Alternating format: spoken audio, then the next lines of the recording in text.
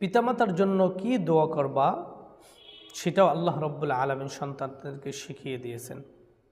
আল্লাহ রব্বুল আলামিন বলেন, দেখো তোমরা সন্তান আস্তে আস্তে বড় হচ্ছ আর তোমার মা বাবা তোমাদের থেকে আলাদা হচ্ছে, তোমাদের থেকে আলাদা হয়ে যাচ্ছে, তার মানে হলো বয়স বেড়ে যাচ্ছে।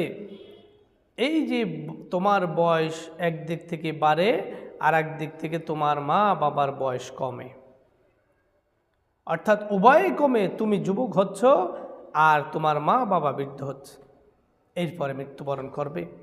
তখন কি দোয়া করবে আল্লাহ তাআলা সেটাও শিক্ষা দিয়েছেন। রব্বির হামহুমা কামা রব্বায়ানি সগীরা। রব্বুল আলামিন যেইভাবে ছোট বয়সে আমার মা এবং বাবা আমাকে লালন পালন করেছে, ঠিক আপনিও কবরের জগতে সন্তান আমাদের যেমন লালন পালন করেছে, আপনিও তাদেরকে লালন পালন করবেন। তার মানে আপনি তাদেরকে জাহান্নামে দিয়েন না, তাদেরকে জান্নাত দেন। এজন্য প্রত্যেক নামাজের পরে উচিত বান্দার, সন্তানের উচিত রব্বির হামহুমা কামা রব্বায়ানা সগীরা বা কামা রব্বায়ানি সগীরা বলে মা বাবার জন্য দোয়া করা। মা বাবার জন্য দোয়া করলে আল্লাহ তাআলাও খুশি হন, নিজেরও ফায়দা আছে। জন্য আসুন যাদের মা বাবা চলে গেছেন তাদের জন্য এই দোয়াগুলো বেশি করব। মায়ের প্রতি সম্মান 3 গুণ আল্লাহ রসুল বলেছেন, আল্লাহ তাআলা দিয়েছেন। একদিন সাহাবী এসে জিজ্ঞেস করলেন, ইয়া রাসূলুল্লাহ, হযরত আবু হুরায়রা রাদিয়াল্লাহু তাআলা আনহু জিজ্ঞেস করলেন, ইয়া রাসূলুল্লাহ, আমার থেকে হক পাওনা কে বেশি?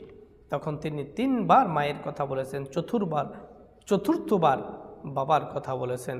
এজন্য মায়ের হক বেশি কেন?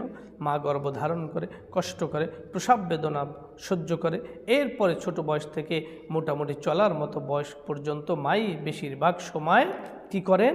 দেখভাল করেন, সন্তানদের জন্য কষ্ট করেন। বাবার কষ্ট অস্বীকার করার কোনো সুযোগ নেই।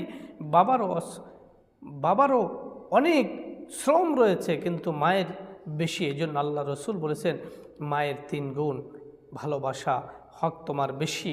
এজন্য মাকে বেশি ভালোবাসতে হবে, বাবাকেও ভালোবাসতে হবে। মার শ্রম, বাবার শ্রম কেউ কোনো সন্তান অস্বীকার করতে পারবে না।